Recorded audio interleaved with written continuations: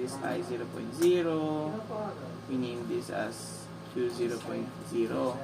Ngayon, imagine if your valve, sa program mo, meron kang sobrang daming valve. Hindi naman pwedeng, let's say, 2 networks ang sinasakop ng valve mo.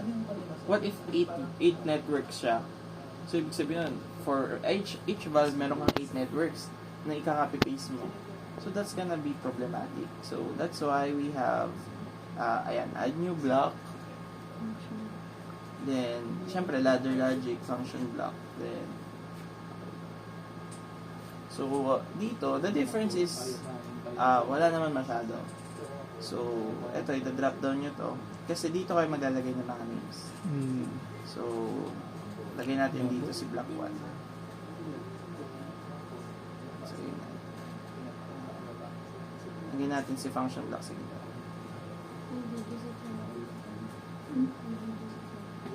Ayan. So, ganyan.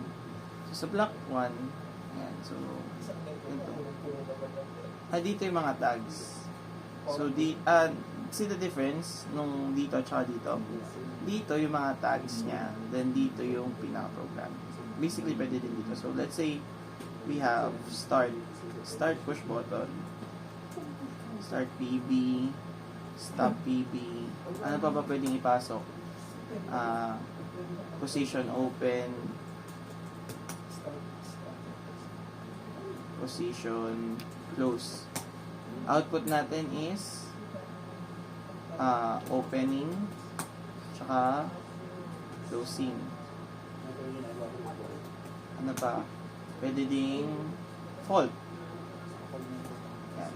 So ang pinagkaiba sa main OB is, di ba dito, I 0.1 ang ginagawa natin. Dito, pwede tayo magtawag directly ng kung anong pinangalan natin dito.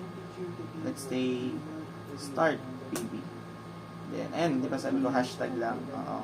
Dito, pag nag-start PB tayo, ang mangyayari, pwede tayo mag-position open para mag-opening.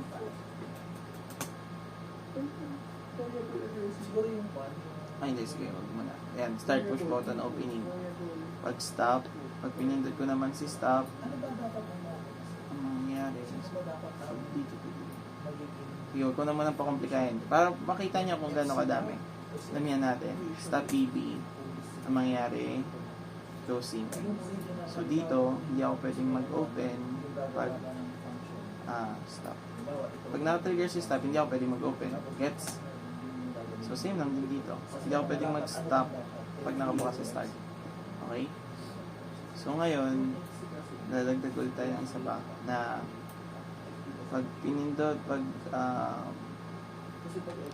si start push button ay napindot, dapat si position mag-open. Hindi, si